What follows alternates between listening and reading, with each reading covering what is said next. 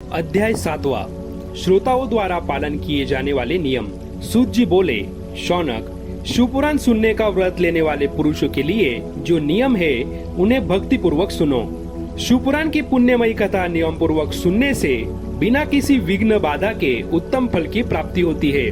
दीक्षा रहित मनुष्य को कथा सुनने का अधिकार नहीं है, अतः पहले वक्ता से दीक्षा ग्रहण करनी चाहिए। नियम पूर्वक कथा सुनने वाले मनुष्य को ब्रह्मचर्य का अच्छी तरह से पालन करना चाहिए। उसे भूमि पर सोना चाहिए, पत्तल में खाना चाहिए तथा कथा समाप्त होने पर ही अन्न ग्रहण करना चाहिए। समर्थ मनुष्य को शुद्ध भाव से शिवपुराण की कथा की समाप्ति तक उपवास रखना चाहिए और एक ही बार भोजन करना चाहिए। गरिष्ठ अन्न, दाल, जला अन्न, सेम, मसूर तथा बासी अन्न नहीं खाना चाहिए। जिसने कथा का व्रत ले रखा हो उसे प्याज, लहसुन, हिंग, गाजर, मादक वस्तु तथा अमिष कही जाने वाली वस्तुओं को त्याग देना चाहिए। ऐसा मनुष्य प्रतिदिन सत्य, शौच, दया, मौन, सरलता, विनय तथा हार्दिक उदारता आदि सद्गुणों को अपनाए तथा साधु संतों की निंदा का त्याग कर नियम पूर्वक कथा सुने। सकाम मनुष्य इस कथा के प्रभाव से अपनी अभिष्ट कामना प्राप्त करता है और निष्काम मोक्ष प्राप्त करता है। सभी स्त्री पुरुषों को विधि विधान से शिवपुराण की उत्तम कथा को सुनना चाहिए। महर्षि, शिवपुराण की समाप्ति पर श्रोताओं को भक्ति पूर्वक भगवान शिव की पूजा की तरह पुराण पुस्तक की पूजा भी करनी चाहिए तथा इसके पश्चात वक्ता का भी पूजन करना चाहिए। पुस्तक को रखने के लिए नया और सुंदर बस्ता बनाएं। पुस्तक व वक्ता की पूजा के उपरांत वक्ता की सहायता हेतु बुलाए गए पंडित का भी सत्कार करना चाहिए। कथा में पधारे अन्य ब्राह्मणों को भी अन्न धन का दान दे। गीत, वाद्य और नृत्य से उत्सव को महान बनाए। विरक्त मनुष्य को कथा समाप्ति पर गीता का पाठ करना चाहिए तथा गृहस्थ को श्रवण कर्म की शांति हेतु होम करना चाहिए।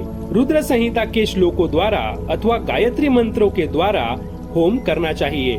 यदि हवन करने में असमर्थ हो तो भक्ति पूर्वक शिव सहस्त्र नाम का पाठ करे।